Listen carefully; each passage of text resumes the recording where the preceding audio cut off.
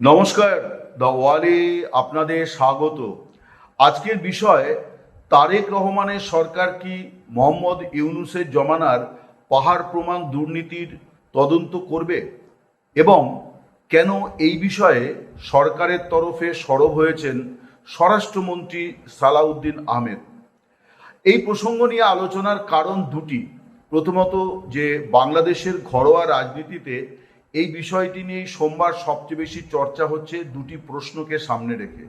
প্রথম প্রশ্ন অবশ্যই এটা যে তারেক রহমান প্রধানমন্ত্রী, তিনি কি সত্যি তার পূর্বসূরি মোহাম্মদ ইউনূস তার জমানায় যে পাহাড় প্রমাণ দুর্নীতির অভিযোগ একটু একটু করে সামনে আসছিল, সেই অভিযোগগুলি এখন যখন ট্রান্সপারেন্সি ইন্টারন্যাশনাল বাংলাদেশ তারা আনুষ্ঠানিকভাবে জানিয়েছে, তখন এই প্রশ্ন সকলের সামনে হাজির হয়েছে যে তাহলে কি বর্তমান সরকার আগের সরকারের দুর্নীতির তদন্ত করবে। আর দ্বিতীয় প্রশ্ন হচ্ছে যে এই ধরনের তদন্তের দাবি উত্থাপনের জন্য উপযুক্ত ব্যক্তি অর্থমন্ত্রী, আইনমন্ত্রী, কিন্তু বাংলাদেশ সংসদে এই প্রসঙ্গ উত্থাপন করেছেন এবং তদন্তের দাবি তুলেছেন, সরকারের তরফেই তদন্তের দাবি তুলেছেন একজন মন্ত্রী, তিনি স্বরাষ্ট্রমন্ত্রী সালাউদ্দিন আহমেদ। এখন প্রথমে আসি যে বাংলাদেশ ট্রান্সপারেন্সি ইন্টারন্যাশনাল বাংলাদেশ যারা এই বিভিন্ন দুর্নীতির তদন্ত করে থাকে তারা কি বলেছে। সরকারি প্রতিষ্ঠানের দুর্নীতির তদন্ত প্রসঙ্গে তারা বলেছে যে মোহাম্মদ ইউনূস তিনি যে ১.৫ বছরের মতন সরকার পরিচালনা করলেন, অন্তর্বর্তী সরকার, এই সরকারের সময়তে শুধুমাত্র ঘুষ বাবদ লেনদেন হয়েছে ১২,০০০ কোটি টাকার বেশি। পুরো সংখ্যাটি আমি এখানে আনছি না, কিন্তু মূল বিষয়টি হচ্ছে যে ১২,০০০ কোটি টাকার বেশি তারা একটা হিসেব দিয়েছে একেবারে টাকা পয়সা সহ, যে এই পরিমাণ অর্থ তাদের যে সমীক্ষা বা জরিপ তাতে তারা পেয়েছে যে এই পরিমাণ অর্থ শুধুমাত্র ঘুষ বাবদ লেনদেন হয়েছে। এবং এই ঘুষের টাকাগুলি লেনদেন হয়েছে কোন কোন ক্ষেত্রে না, একটা হচ্ছে পাসপোর্ট, একটা হচ্ছে আইন আদালত, পুলিশ, বিচার ব্যবস্থা, এই সমস্ত জায়গায়, এছাড়া জনপ্রশাসনের আরও কয়েকটি জায়গাতে যেখানে মানুষকে ঘুষের বিনিময়ে সুবিধা পেতে হয়েছে। এখন এই ঘুষ কাদের পকেটে গিয়েছে, সেই অর্থ একেবারে সর্বোচ্চ কর্তাদের কাছে গিয়েছে কিনা, এগুলি কিন্তু তদন্ত সাপেক্ষ। ট্রান্সপারেন্সি ইন্টারন্যাশনাল বাংলাদেশ তারা এই তদন্ত করে না, এবং এই তদন্ত করার জন্য আইনি সক্ষমতা দরকার। এটা বাংলাদেশ দুর্নীতি দমন কমিশন করতে পারে, বাংলাদেশ পুলিশের কোনো ব্রাঞ্চ করতে পারে। এখন প্রশ্ন হচ্ছে যে সংসদে স্বরাষ্ট্রমন্ত্রী সালাউদ্দিন আহমেদ তিনি রবিবার রাতে প্রধানমন্ত্রীর উদ্দেশ্যে বলেছেন যে এটার তদন্ত হওয়া উচিত। মোহাম্মদ ইউনূসের জমানাটা যে মোটেই পরিচ্ছন্ন ছিল না, এটা অবশ্য নতুন কথা নয়। এর আগেই একাধিকবার তার উপদেষ্টা এবং উপদেষ্টাদের নানান সহকারীর বিরুদ্ধে শত শত কোটি টাকা লোপাটের অভিযোগ উঠেছিল। বেশ কয়েকজন উপদেষ্টার বিরুদ্ধেও কিন্তু এই অভিযোগ ছিল যে তারা দেদার সরকারি অর্থ লুটতরাজ করছেন। কিন্তু কখনোই মোহাম্মদ ইউনূস এই ব্যাপারে কোনো তদন্তের নির্দেশ দেননি। কেন তিনি তদন্তের নির্দেশ দেননি তারও একটা কিন্তু সহজ বদ্ধ কারণ বলাই যায়। সেটি হচ্ছে যে তিনি নিজেই কিন্তু এই ব্যাপারে পরিচ্ছন্ন ব্যক্তি নন। তিনি নোবেল শান্তি পুরস্কার বিজয়ী অর্থনীতিবিদ, কিন্তু তিনি নিজেও এই তার সরকারে থাকার সময় ব্যক্তিগত এবং প্রাতিষ্ঠানিক বিপুল টাকার সুবিধা তিনি নিয়েছেন। সরকারি জমি সস্তায় তার যে গ্রামীণ বলে যে প্রতিষ্ঠান, সেই প্রতিষ্ঠানের নামে লিখিয়ে নিয়েছেন। সেই প্রতিষ্ঠান এবং গ্রামীণ টেলিফোনকে করমুক্ত করেছেন। বলা হচ্ছে যে তিনি একাই ১,০০০ কোটি টাকার উপর আর্থিক সহায়তা তিনি বা সুবিধা তিনি আদায় করে নিয়েছেন তার নিজের ক্ষমতা বলে, অর্থাৎ প্রধান উপদেষ্টা হিসেবে তিনি উপদেষ্টা মণ্ডলীর সভাতে এই প্রস্তাবগুলি পাশ করিয়ে নিয়েছেন। ফলে ব্যক্তিগতভাবে তিনি থাবা দিয়ে বা চুরি করে পয়সা নিয়েছেন কিনা এটা এখন মুখ্য নয়। মুখ্য হচ্ছে যে নীতি বা সরকারি আইন বা পদ্ধতিকে অপব্যবহার করে কিন্তু তিনি সুবিধা নিয়েছেন। ফলে এমন একজন ব্যক্তির পক্ষে কোনো উপদেষ্টার বিরুদ্ধেই দুর্নীতি স্পষ্ট প্রমাণ পাওয়া সত্ত্বেও কোনো তদন্তের নির্দেশ দেওয়ার অবকাশ ছিল না। কিন্তু এটা জানা যাচ্ছিল যে উপদেষ্টারা দেদার তারা পয়সা লুট করছেন। এবং এখন যেটা জানা যাচ্ছে যে শুধু ঘুষের টাকা, এটা কিন্তু ঘুষের টাকা, খেয়াল রাখতে হবে যে 12,000 কোটি টাকার কথা বলা হয়েছে। বাকি সরকারি বিভিন্ন প্রকল্প অর্থাৎ মেগা প্রকল্প বরাদ দেওয়া, এটাও বিভিন্ন সময় আলোচনায় এসছে যে একটা অন্তর্বর্তী সরকার তার কিন্তু কিছু সীমাবদ্ধতা মেনেই কাজ করার কথা ছিল, কিন্তু তারা তো আমেরিকার সঙ্গে বাণিজ্য চুক্তি পর্যন্ত করেছে বাংলাদেশের জাতীয় সংসদ নির্বাচনের দুদিন আগে। ফলে এই রকম মানে মানসিকতার একটি সরকার, তারা যা নয় তাই, অর্থাৎ একটা মাৎসন্যায় চলেছে। এই মাৎসন্যায়টা আমরা এতদিন বা বাংলাদেশের অধিকাংশ মানুষ দেখেছিলেন আইন শৃঙ্খলার ক্ষেত্রে, মব ভায়োলেন্স এবং দেদার মামলা দেওয়া, মামলা বাণিজ্য অর্থাৎ মামলা দিয়ে তারপর তাকে জামিন পাইয়ে দেওয়ার নামে শত শত কোটি টাকা নেওয়া, এই যে বিষয়গুলো চলছিল, এর বাইরে অন্তরালে সরকার নানান ধরনের অপকর্মে জড়িত ছিল। তার একটা বড় কারণ হচ্ছে যে এই সরকারের উপরে আর সেই অর্থে কোনো নজরদারির ব্যবস্থা ছিল না, এই সরকারটি রাজনৈতিক সরকার ছিল না, নির্বাচিত সরকার ছিল না, কিন্তু সরকারের উপর নজরদারির দায়টা বিএনপি এবং অবশ্যই জামায়াতে ইসলামী, যারা বড় দল, এবং এই দলের অন্যতম অন্তরাত্মা জাতীয় নাগরিক পার্টি, তাদের ছিল। কিন্তু তারা এই ব্যাপারে উচ্চবাচ্যটি করেনি। আপনাদের নিশ্চয়ই মনে থাকবে যে অন্তর্বর্তী সরকারের সময় বিএনপি অন্তত 10 বার পথে নামার হুঁশিয়ারি বা হুমকি দিয়েছিল যে এইটা ঠিক হচ্ছে না, ওইটা ঠিক হচ্ছে না, সেইটা ঠিক হচ্ছে না, কিন্তু ফাইনালি তারা কখনোই কিন্তু রাজপথে নেমে কোনো আন্দোলন করেনি। যে ভুলটার কারণে তারা শেখ হাসিনার জমানাতেও কখনোই ঘুরে দাঁড়াতে পারছিল না।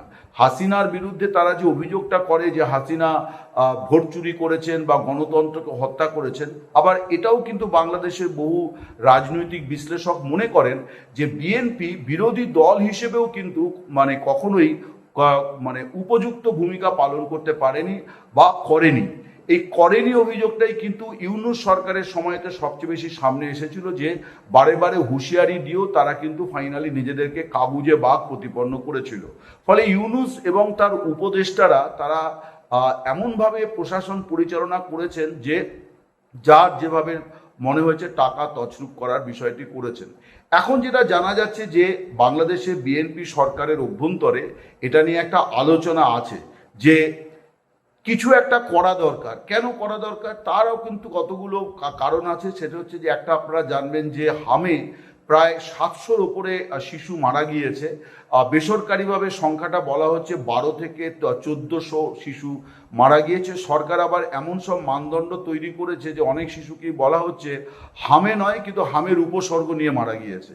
ফলে এসব তো নানা রকম প্রশাসনিক জটিলতা, কিন্তু 700 বা 70 যাই হোক না কেন, এই দুধের শিশুগুলির মৃত্যু কিন্তু কোনোভাবেই মেনে নেওয়া যায় না। এর কারণ হিসেবে যেটা সামনে এসে যে ইউনূস মানে সরকার থাকার সময়, অন্তর্বর্তী সরকার থাকার সময় হামের টিকাকরণ সম্পূর্ণ বন্ধ হয়ে গিয়েছিল এবং হামের টিকা কেনা নিয়ে নতুন পদ্ধতি, নতুন কোম্পানি বাছাই করা হয়েছিল এবং যিনি করেছিলেন অর্থাৎ স্বাস্থ্য উপদেষ্টা, সেই ভদ্রমহিলা মোহাম্মদ ইউনূসের অত্যন্ত ঘনিষ্ঠ, এবং তাকে কখনোই প্রকাশ্যে দেখাও যেত না, তিনি কোনো অনুষ্ঠানেও তেমনভাবে হাজির হতেন না। বলা হয় যে অদৃশ্য হাত স্বাস্থ্য মন্ত্রক পরিচালনা করত। এখন এই অদৃশ্য হাতটি কে বা কার, এইটা জানার জন্য কিন্তু একটা তদন্ত প্রয়োজন। রাজনীতিতে অনেকে বলা হচ্ছে যে এটা সরাসরি মোহাম্মদ ইউনূস দেখতেন স্বাস্থ্য মন্ত্রক, কিন্তু এরও একটা তদন্ত প্রয়োজন। এবং শুধু স্বাস্থ্য মন্ত্রক নয়, বিভিন্ন মন্ত্রকেই, যেমন পররাষ্ট্র বিষয়ক উপদেষ্টা বা বিদেশ বিষয়ক উপদেষ্টা তৌহিদ হোসেন, তিনি তো বলেইছেন যে একটা মিনি উপদেষ্টা কাউন্সিল ছিল, যেখানে যার সদস্য তিনি ছিলেন না, সেখানেই নানান ধরনের সিদ্ধান্ত আগেই হয়ে যেত এবং উপদেষ্টা কাউন্সিলে সেই সিদ্ধান্তগুলো পাশ করিয়ে নেওয়া হতো। এখন বিএনপি সরকার চাপে পড়েছে, এতগুলি শিশুর মৃত্যু তারা জবাবদিহি করতে পারছে না এবং আরও নানানভাবে কিন্তু দুর্নীতির অভিযোগগুলো সামনে আসছে। এবং এই 4 মাসে তারেক রহমানের সরকারও কিন্তু উল্লেখযোগ্য কোনো দৃষ্টান্ত স্থাপন করতে পারেনি যেখান থেকে সরকারকে নিয়ে মানুষের মধ্যে একটা তুমুল উৎসাহ, উদ্দীপনা, আশা জাগ্রত হয়, এরকম কিছু পরিস্থিতি তৈরি হয়নি। তার কারণ সবটাই যে একেবারে সরকারের অপদার্থতা বা ব্যর্থতা তাও বলা যাবে না, বিশ্ব পরিস্থিতিও তাদের বিপরীতেই আছে। কিন্তু তারেক রহমানের সরকার, এই যে প্রায় 2 দশক পর বিএনপি সরকার ক্ষমতায় এলো, সরকারকে কেন্দ্র করে যে আবেগের বন্যায় ভেসে যাওয়ার কথা ছিল সেটা কিন্তু দেখা যায়নি। তার কারণ হচ্ছে যে সরকার এমন কিছু দিতে পারেনি যেটা থেকে বলা যায় যে তারা বিগত আওয়ামী লীগ সরকারের থেকে আলাদা, এমনকি ইউনূস সরকারের থেকেও আলাদা। ফলে তারেক রহমানের সরকারের কাছে এখন বিগত সরকারের ব্যর্থতা খুঁজে বের করাটা তাদের জানাই আছে, কারণ তারা ওই সরকারের অন্তরাত্মা হিসেবেই কাজ করছিলেন। ফলে তারা এখন খানিকটা সরব হওয়ার চেষ্টা করছেন। তবে মোহাম্মদ ইউনূস মার্কিন লবির লোক, তাকে কতটা তারেক রহমান ছুঁতে পারবেন বা আদৌ ছোবেন কিনা, কারণ তাদের মধ্যে একটা বোঝাপড়া করেই তো মোহাম্মদ ইউনূসের সঙ্গে বোঝাপড়া করেই তারেক রহমান দেশে ফিরেছেন। মোহাম্মদ ইউনূস তারেক রহমানের সঙ্গে দেখা করবেন বলেই তো লন্ডনে গিয়েছিলেন। ফলে ইউনূস পর্যন্ত তারেক রহমান তাকে টাচ করবেন কিনা এটা নিয়ে প্রশ্ন আছে। এই সম্ভাবনা কম বলে আমার ব্যক্তিগতভাবে মনে হয়।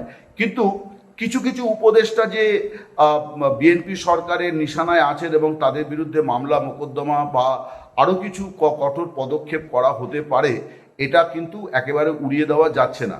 ফলে সেখানে হয়তো দেখা হবে কে কোন লবির লোক, কি লোক, কে কার সঙ্গে বিএনপি সরকারের কতটা বোঝাপড়া ছিল, কে বিএনপির বক্তব্য কতটা শুনেছিল, এসব অনেক কিছু বিচার বিশ্লেষণ হবে। এবারে আসি দ্বিতীয় প্রশ্নে, যে কেন এই বিষয়ে আইনমন্ত্রী বা অর্থমন্ত্রীর পরিবর্তে স্বরাষ্ট্রমন্ত্রী সালাউদ্দিন আহমেদ তিনি সংসদে এরকমভাবে হঠাৎ করে একটা বিবৃতি দিলেন। সালাউদ্দিন আহমেদ তিনি যে এই বর্তমান সরকারের একজন প্রভাবশালী মন্ত্রী, এটা নিয়ে কোনো সন্দেহ নেই। এবং প্রধানমন্ত্রীর অনুপস্থিতিতেই আর প্রধানমন্ত্রীর উপস্থিতি যাই হোক না কেন, তার আচার আচরণ, বাচনভঙ্গি এবং টিকা টিপ্পনী বিরোধীদের এবং নিজের দলের প্রতিও তার যে নিজেকে যেভাবে তিনি জাহির করছেন, হাজির করছেন, তাতে মনে হচ্ছে তিনিই সংসদ নেতা, অর্থাৎ তিনিই প্রধানমন্ত্রী।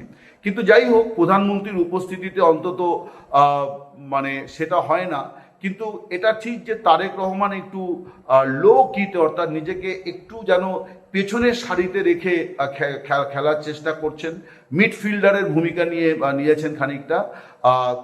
কিন্তু সালাউদ্দিন আহমেদ তিনি একেবারে অফেন্সের প্লেয়ার হিসেবে তার ভূমিকাটা একটুখানি অফেন্সের প্লেয়ারের মতনই বাংলাদেশ সংসদে দেখা গিয়েছে। এবং প্রশাসনের অন্যত্র তার কথাবার্তা, ভূমিকা, এইসব নিয়ে বিএনপির অন্দরে নানান ধরনের প্রশ্ন আছে, সাধারণ মানুষেরও আছে।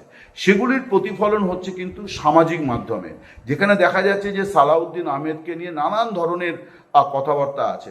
এই যেমন গতকাল রবিবার দিনই বিএনপির প্রবীণ সাংসদ এবং প্রাক্তন মন্ত্রী, বিএনপির স্থায়ী কমিটির দীর্ঘদিনের সদস্য গয়েশ্বর চন্দ্র রায় তিনি হাসতে হাসতেই কথাটা বলেছেন যে বাংলাদেশে যে মাদক চোরাচালানের যে সমস্যা, তার একটা বড় বরাত প্রবেশ করে হচ্ছে স্বরাষ্ট্রমন্ত্রীর নির্বাচনী এলাকা দিয়ে। তিনি চট্টগ্রাম লাগোয়া এলাকায় তার সংসদীয় কেন্দ্র, এবং সেইখান দিয়ে একটা বড় বরাত, মাদকের একটা বড় বরাত, অর্থাৎ কক্সবাজার এলাকা দিয়ে বড় বরাত বাংলাদেশে প্রবেশ করে। এটা গয়েশ্বর চন্দ্র রায় হালকা মেজাজে বলেছেন। কিন্তু দেখা গেল যে কোনো একজন এমপি তিনি গয়েশ্বর চন্দ্রকে বলছেন যে আবার বলুন কথাটা। অর্থাৎ সালাউদ্দিন আহমেদ তার যে বক্তব্য, তার যে আচরণ, এগুলো নিয়ে যে অনেক সাংসদদের মধ্যে প্রশ্ন আছে এবং স্বভাবতই সেটা বিএনপি দলের নিচুতলা পর্যন্ত পৌঁছচ্ছে, এইটা একটা। ফলে সেখান থেকে তিনি নিজেকে একটা দুর্নীতি বিরোধী একটা বড় জায়গা নেওয়ার চেষ্টা করলেন, খানিকটা নিজের ভাবমূর্তিকে অন্যরকম শেপ দেওয়ার চেষ্টা করলেন। আর একটা বড় জিনিস হচ্ছে যে আইন শৃঙ্খলার অবনতি তো অস্বাভাবিক জায়গায় চলে গেছে। বিএনপিরও অনেক নেতা একান্তে তারা ক্ষোভ প্রকাশ করেছে সরকারের কাছে যে আইন শৃঙ্খলা পরিস্থিতির কিন্তু কোনো পরিবর্তন হয়নি, এবং আইন শৃঙ্খলা জনিত কারণেই কিন্তু অনেক বেশি করে সরকারকে শুনতে হচ্ছে যে বাংলাদেশে আদৌ কোনো সরকার পরিবর্তন হয়নি, ইউনূস সরকারেরই কন্টিনিউয়েশন চলছে। অর্থাৎ মব ভায়োলেন্স চলছে, দিনরাত চুরি ডাকাতি খুন খারাপি, নদীতে জাল ফেললে মাছের সঙ্গে মানুষের ডেড বডি আসছে।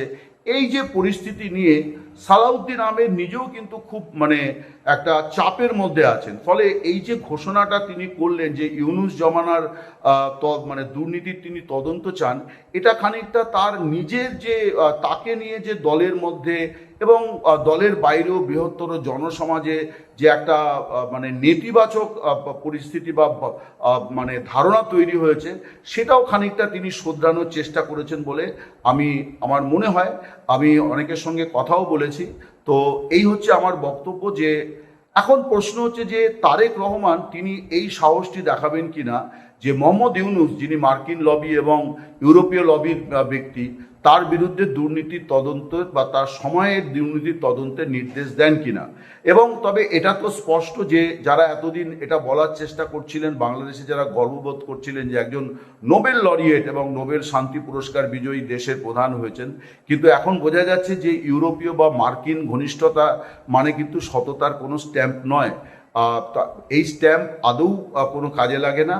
আলটিমেটলি দেখা যাচ্ছে যে মার্কিন ঘনিষ্ঠ, ইউরোপীয় ঘনিষ্ঠ বা পৃথিবীর একেবারে মহাশক্তিধর লোকেদের ঘনিষ্ঠ ব্যক্তি, তিনিও কিন্তু নানান ধরনের স্বজন পোষণ এবং ব্যক্তিগত সুযোগ সুবিধা নিয়েছেন। ইউনূস পণ্ডিত ব্যক্তি, কিন্তু এটা ঠিক যে তিনি এটা প্রমাণ করেছেন যে তার উদারতার অভাব আছে, সংকীর্ণতার শিকার দ্বারা তিনি আক্রান্ত, এবং যে কারণেই তিনি বাংলাদেশের মতো একটা দেশের শাসন করার ভার পেয়েও তিনি কোনো সুনাম অর্জন করতে পারলেন না, রাজনীতিতে কোনো দাগ কাটতে পারলেন না, রাষ্ট্র ব্যবস্থায় কোনো দাগ কাটতে পারলেন না। ফলে আলটিমেটলি এই যে নোবেল লরিয়েট, তিনি কিন্তু একটি চমকপ্রদ শূন্য বলেই নিজেকে প্রতিপন্ন করেছেন। নমস্কার, শুভরাত্রি, সকলে ভালো থাকবেন।